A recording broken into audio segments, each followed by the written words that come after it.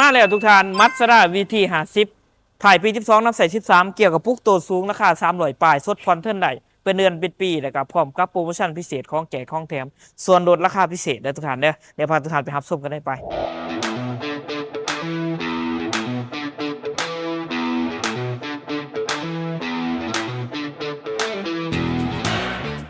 ทุกท่านเหมือนทั้งสองให้เองเจนราคารถเล่า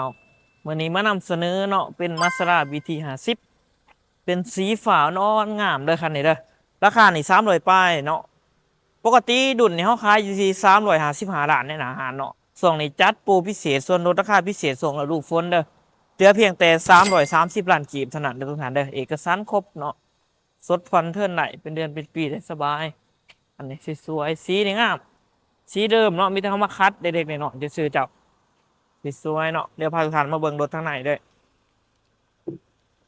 ทางในก็งามสะอาดสะอ้างเด้อรถใช้งานหน่อยเบาะหนังเด้อเพดานจะหุ่มเป็นเพดาน VIP เด้อเกียร์กระปุกคันนี้คีย์ดีเด้อรถเดิมโบต่ำโบปีนคันนี้งามดอกทั้งหลังนี่สะอาดสะอ้างเนาะเบาะหนังรถเดิมมิดออกมิดอาร์คโบต่ำโบปีนมิดออกมิดอาร์คเดิมงามโบต่ำโบปีนเด้อประกันให้ได้ทั้งหลังก็เช่นเดียวกันอาร์คเดิมแม็กไดนอกไดเนอร์เนาะแต่ตามการใส่งานในเล็กน้อยทั้งโถกทั้งถ่ายนี่ทั้งถ่ายมิดอาร์คเดิมวันนี้ก็เช่นเดียวกันทั้งถ่ายมิดอาร์คเดิมเปิงข้างในของจักรข้างในของคับเนาะตาบโลโบโลเนาะงามแอร์เย็นจักรดีหัวหนอกหัวน็อตได้สภาพเดิมบนทันแกทันมามิดอาร์คเดิมๆงามเดียวกันทำงามรถนี่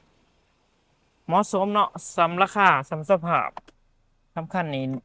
จักดีแอร์เย็นรถเดิมโบต่ำโบปีนเบิ่งข้างในของจักรข้างในของเครื่องจักรก็ถือว่านิ่มๆเด้อนิ่มแน่นเนาะโบรังโบเคก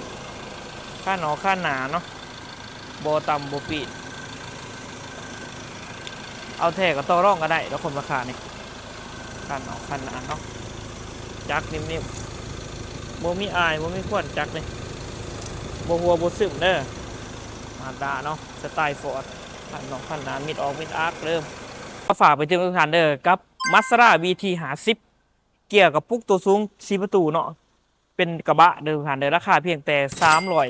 330 ล้านกีบมาเบิ่งตัวจริงกับโอ้ลงกันไหลตัวร่องกันไหลเนาะสดฟันเทิร์นไหลเป็นเดือนเป็นปีได้สบายเนาะเอารถมาแดกมาเปลี่ยนมาเทิร์นไหลเดินทุกท่านเด้อเนาะพาคนมาซื้อมาขายมีค่าแนะนำให้เริ่มต้น1 ด่าน55 ล้านกีบย้ำว่าถูกก่อนทุกครั้ง9733ตัว6 7เก่าใน2เกณฑ์ราคาโดนเล่าขาดใจเองเจ้านัดจะซ้อนเนาะฝากไปตืมเนาะผู้ติดตามไลค์กดแซนกดฝนขอขอบใจทุกท่านได้เจอกัน